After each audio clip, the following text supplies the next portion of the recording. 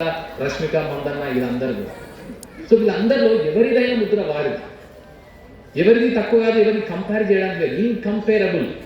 అలాంటి వారిలో ఒక తెలుగు అమ్మాయి బాలీవుడ్ భామలంతా దిగుమతి అవుతూ తెలుగు సినిమా వెండి తెరల్ని రాజ్యమేలుతున్న టైంలో ఒక్క అచ్చ తెలుగు అమ్మాయి, మళ్ళీ దట్టు అప్పుడు చామన ఛాయ కలిగిన అమ్మాయి. ఏమనుకోదు మేడం? అంటే వాళ్ళకన్నా ఒక మనకేంటంటే ఫెయిర్ కంప్లెక్షన్ అనేది ఒక చిన్న అబ్సెషన్. అలాంటిది ఆ టైంలో తపస్సు అనే సినిమాతో ప్రారంభమైంది. తపస్సు సినిమా ఎంత అద్భుతంగా ఉంటుంది. నేను ఇప్పటికీ ఆ సినిమా చాలా అద్భుతమైన సినిమా మేడం. మీరు చేసిన మొత్తం సినిమాల్లో అంటే గ్లామర్ పాత్రలు వేశారు, ప్రజారంజకంగా ఉండే పాత్రలు వేశారు, చాలా పాత్రలు, కొన్ని హీరోయిన్ పాత్ర, మెయిన్గా ఒక లేడీ హీరోయిన్ అంటే ఒక దశకి ఎక్కడి వరకు వెళ్ళిపోయారంటే హీరో అవసరం లేదు ఇక. అంత ఫ్యాన్ ఫాలోయింగ్ ఏర్పడిన తర్వాత మాత్రమే సాధ్యమవుతుంది.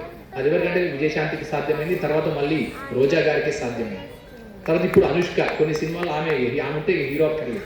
సో అట్లాంటి స్థాయికి వెళ్ళాలంటే ఎంతో